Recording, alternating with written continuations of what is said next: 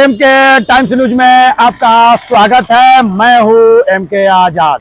आज हम बात करेंगे जयराम महतो की राजनीति इस वक्त में डुमरी विधानसभा की तरफ घूमता हुआ क्यों दिखा, और डुमरी के साथ साथ जयराम महतो बेरमो विधानसभा में चुनाव क्यों लड़ना चाहता है। इसके पीछे जयराम महतो की राजनीति और रणनीति क्या है, यह तो तय होता चला जा रहा है कि झारखंड की चुनाव का म्यार जैसे जैसे बढ़ता चला जा रहा है और राजनीति के कई रंग रूप देखने को मिलता चला जा रहा है।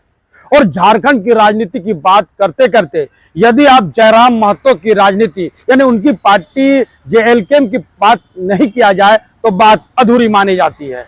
निश्चित तौर पर कहा जा सकता है कि जयराम महतो जो 4 साल की राजनीतिक परिदृश्य में इस तरह से एक नया आगाज के साथ उभरे हैं, जिसकी वानगी को आप अंदाजा लगाते चले जाइए, और जिस तरह से झारखंड की राजनीति में अपनी एंट्री कराई है उसकी शानी तो कोई कह नहीं सकता कि वो कितना जबरदस्त है।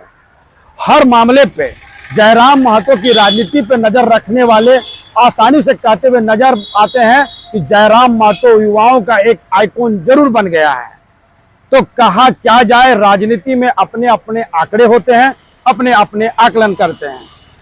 जयराम महतो झारखंड की राजनीति का एक नया चेहरा, राजनीति के हर पर पैतरे पे पूरी तरह निपुण कहा जा सकता है, क्योंकि राजनीति के जो मंत्र होते हैं और उनकी जो रणनीति मंत्र होती है इस सब पे पूरी तरह से मजे नजर जरूर आते हैं।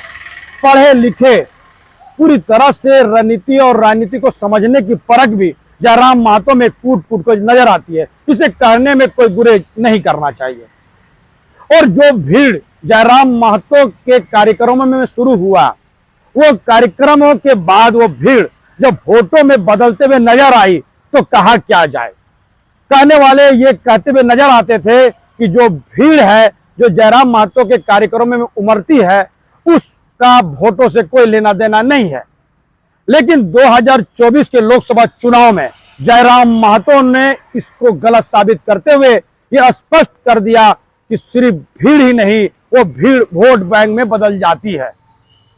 गिरिडीह लोकसभा का चुनाव के मद्देनजर जो बात सामने आए इस बात की ओर इशारा जरूर करता है कि जयराम महतो राजनीति के एक बड़ा ध्रुवी जरूर हो गए हैं। और वहीं से शुरू होता है जयराम महतो की वोटों की राजनीति, भीड़ को बदलकर वोटों में बदलने की प्रक्रिया। इसको आज टटोल लेते हैं। तो जिस आंदोलन को लेकर जयराम महतो की उपज हुई थी, जिस आंदोलन को लेकर जयराम महतो लोगों को रिझाते नजर आए, यानी खतियान और भाषा को लेकर और तमाम जो मुद्दे हैं जो यहाँ के मूलवासियों को उठानी चाहिए थी और उसको उठाने में जो कामयाबी हासिल की, इससे सकते में तो झारखंड मुक्ति मोर्चा और आसू पार्टी को सकते में जरूर डाल दिया। यदि लोकसभा चुनाव 2024 के गिरिडीह लोकसभा पर नजर रखी जाए तो स्पष्ट होता हुआ दिखता है कि करीब 3.5 लाख मत उन्होंने जरूर प्राप्त किया। अलबत्ता वो पूरी तरह से ठड हुए, यानी लोकसभा में उसका स्थान जो तीसरा रहा, यानी जो बात कही जा रही थी और जितने बढ़चढ़ के पेश किया जा रहा था उसके अनुरूप रिजल्ट नहीं है, यह कहा जा सकता है। तो चलिए आज उधर जाते हुए इस बात की ओर टटोलने की कोशिश करते हैं कि जयराम महतो डुमरी विधानसभा से चुनाव लड़ने के लिए पूरी तरह से तैयार क्यों हुए। इसके तर्क को भी समझने की कोशिश करते हैं और अपने आकलनों के माध्यम से आज हम समझने की कोशिश करते हैं कि इसके पीछे तर्क और रणनीति क्या है। डुमरी विधानसभा इसलिए भी महत्वपूर्ण हो जाता है क्योंकि अगर डुमरी विधानसभा का नाम लिया जाए तो आपको टाइगर जगन्नाथ महतो को याद करना ही पड़ेगा, क्योंकि टाइगर शब्द का इस्तेमाल सबसे पहले झारखंड की राजनीति में जगन्नाथ महतो के लिए किया गया। और जगन्नाथ महतो डुमरी विधानसभा से लगातार 2005 से लगातार चुनाव जीतते चले गए और उनका गढ़ के रूप में डुमरी विधानसभा बनता चला गया। यानी डुमरी विधानसभा में जगन्नाथ महतो का गढ़ जरूर रहा है। और उपचुनाव, उनकी मृत्यु के बाद जो उपचुनाव हुए तो उनकी पत्नी को जब झारखंड मुक्ति मोर्चा ने उम्मीदवार बनाया तो उन्होंने भी अपनी उसकी उपस्थिति इस कदर पूरी तरह से इस बात की ओर इशारा करता है कि जगन्नाथ महतो का असर आज भी बाकी है। तो जयराम महतो को अचानक डुमरी याद क्यों आने लगी? तो इसके पीछे कुछ लोग तर्क यह भी बताते हैं कि पिछले लोकसभा में जो चुनाव हुए और पिछले लोकसभा में गिरिडीह लोकसभा के अंतर्गत आने वाले डुमरी विधानसभा में जयराम की बम्पर जीत का मामला, यानी उनकी बढ़त, जयराम महतो ने डुमरी विधानसभा में जो बढ़त लोकसभा में दिखाई, उपस्थिति दर्ज कराई, वो काबिले तारीफ है। करीब 90,000 से ज्यादा मत डुमरी विधानसभा से आया और चंद्र प्रकाश चौधरी जो विजय हुए गिरिडीह लोकसभा से, उनकी वोट और जो दो रनर रहे मथुरा प्रसाद महतो झारखंड मुक्ति मोर्चा का, और उनके वोटों को देखने से अंदाजा हो जाएगा कि इन दोनों से ज्यादा मत डुमरी विधानसभा में उनको जरूर आया था। और यहीं से शुरू होता है जयराम महतो की सोच डुमरी विधानसभा से चुनाव लड़ने को लेकर, क्योंकि वो टाइगर जगन्नाथ का गढ़ है और उनके समर्थक और उनकी पार्टी के लोग ये कहते हुए नजर आते हैं कि जयराम टाइगर है, यानी उनके नाम के आगे टाइगर लगाना चाहता है। लेकिन इससे पहले इसका टैग जगन्नाथ महतो को चला गया था, यानी टाइगर का जो टैग है, और वो डुमरी विधानसभा में लड़के वो टाइगर का पद भी हासिल करना चाहता है। ऐसी बात राजनीतिक गलियारों पे चर्चा का विषय बना हुआ है। तो क्या सचमुच जयराम महतो डुमरी विधानसभा में बाजी मारकर ले जाएगा? क्या जगन्नाथ महतो का गढ़ ध्वस्त हो जाएगा?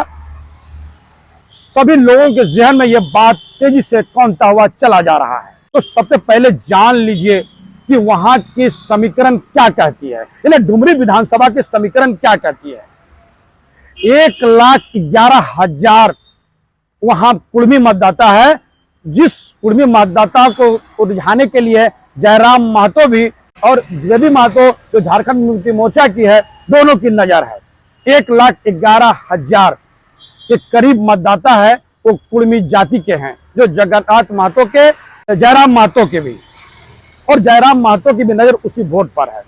और दूसरी बड़ी संख्या वहां देख लिया जाए तो करीब 79,000 से ज्यादा अल्पसंख्यक वोट है, जिस पर झारखंड मुक्ति मोर्चा की अपनी पकड़ बताई जाती है। और तीसरी सबसे बड़ी संख्या वैश्य की बताई जाती है, जो करीब 24,000 से ज्यादा, यानी 25,000 के लमसम में उनकी वोट बढ़ती चली जाती है। तो समझ लीजिए कि जहां तक झारखंड मुक्ति मोर्चा की बात किया जाए तो बेबी महतो को अल्पसंख्यकों से, खासकर मुस्लिम समाज से वोट मिलने की ज्यादा संभावना है, यानी करीब 80,000 वोटों में अधिकतर वोट अगर बेबी महतो को चला जाए तो इस पर ज्यादा परेशान होने की जरूरत नहीं है, क्योंकि जिस तरह से अल्पसंख्यकों का रुझान वर्तमान की मौजूदा सरकार जो झारखंड में मौजूद है, यानी झारखंड मुक्ति मोर्चा कांग्रेस, राजद और लाल झंडे की राजनीति में जो अपने आप को पूरी तरह से पेवश की है, उसमें अल्पसंख्यकों का एक बड़ा स्थान है, और खासकर मुस्लिमों का। तो 80,000 के वोट मुस्लिमों की दूसरी बड़ी, और तीसरा वैश्य समाज को लेकर है। ये वोट अक्सर भारतीय जनता पार्टी के पक्ष में जाती है। क्या जयराम महतो वैश्य समाज में सेंध लगा पाएगी? क्या जयराम महतो अल्पसंख्यकों की वोट में सेंध लगा पाएंगे? क्या जयराम महतो पूरी वोट कुर्मियों की वोट अपने तरफ माइल कर लेंगे?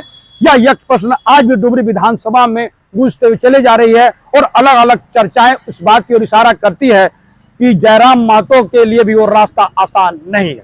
और अलबत्ता बेबी महतो की राजनीतिक दृष्टिकोण को देखा जाए और उनके बातों पर गौर किया जाए तो राजनीति की अनभिज्ञ जरूर मानी जाती है। राजनीति की सोच उनकी बड़ी मजबूत तो बिल्कुल नहीं है। घरेलू महिला थी, पति की मौत के बाद उनको टिकट मिला, मंत्री बना दी गई और चुनाव जीत गई। और इससे पिछले चुनाव में देखा जाए, यानी 2019 के विधानसभा पे गौर किया जाए तो जगन्नाथ महतो करीब 34,000 से ज्यादा मतों से जीत गए थे, यानी 17,000 से कुछ ज्यादा मतों से, यानी बेबी महतो करीब 17,000 मतों से, यानी जगन्नाथ महतो के वोट के जीतने की जो रेशियो है उससे आधी रह गई। और इसी को लेकर डुमरी में यह कहा जा रहा है कि जगन्नाथ महतो के जाने के बाद उनके वोट बैंक में भी सेंधमारी हुई है। इसी का फायदा जयराम महतो उठाना चाहते हैं। जगन्नाथ महतो के पुत्र उस समय में बालिग तो ज्यादा नहीं हुए थे, इसीलिए उनकी माता बेबी महतो को टिकट दिए गए। लेकिन इस वक्त में उनके बेटे जगन्नाथ महतो के बेटे भी राजनीति में अच्छे खासे सक्रिय हैं। युवाओं का रुझान उनके तरफ भी होता हुआ दिखता है। मैया योजना जो झारखंड सरकार की महत्वाकांक्षी योजनाओं में उनकी गिनती होती है, मैया योजना को लेकर महिलाओं में एक जबरदस्त क्रेज है, जिस फीडबैक को देखते हुए महिलाओं का रुझान हेमंत सोरेन के प्रति बड़ा है, ये कोई छुपी बात तो बिल्कुल नहीं है। और 200 यूनिट फ्री बिजली के साथ साथ और 18,000 के साथ में बिजली की माफी योजना है और कई योजना है, गांव ग्राम की योजना भी है। वो किसी तरह से झारखंड मुक्ति मोर्चा को अपने पाले में लाने में कामयाब होता हुआ दिखता है। यार जयराम महतो की अपनी रणनीति इसलिए भी महत्वपूर्ण है क्योंकि झारखंड की राजनीति में उन्होंने जिस तरह से एंट्री मारी है, राजनीति पर नजर रखने वाले ये भी बताते हैं कि इस विधानसभा से ये तय हो जाएगा कि जयराम महतो की भविष्य राजनीति झारखंड में कैसी होगी। यानी ये विधानसभा तय करेगा कि जयराम महतो की राजनीति बढ़ेगी या पूरी तरह से बैकफुट में चली जाएगी, कि जयराम महतो को और भी मेहनत की जरूरत है। ये सब कुछ ये विधानसभा चुनाव यानी झारखंड विधानसभा का चुनाव 2024 इस ओर इशारा जरूर करता है। अब यह सवाल यह उठता है कि जयराम महतो ने डुमरी के साथ साथ बेरमो का रुख क्यों किया, जबकि वहां पर कुर्मी मतदाताओं की संख्या ज्यादा नहीं है।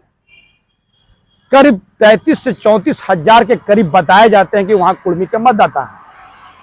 इसके पीछे के भी तर्क सामने आते हुए नजर आता है। यानी राजनीति पर नजर रखने वाले ये कहते हुए नजर आते हैं कि जिस तरह से अल्पसंख्यकों को रिझाने के लिए ही जयराम महतो ने एमएलए का टिकट में अल्पसंख्यकों को बड़ी प्राथमिकता दी, उसके पीछे का कारण है कि वहां पर भी बेरमो में भी अल्पसंख्यकों की अच्छी खासी तादाद है।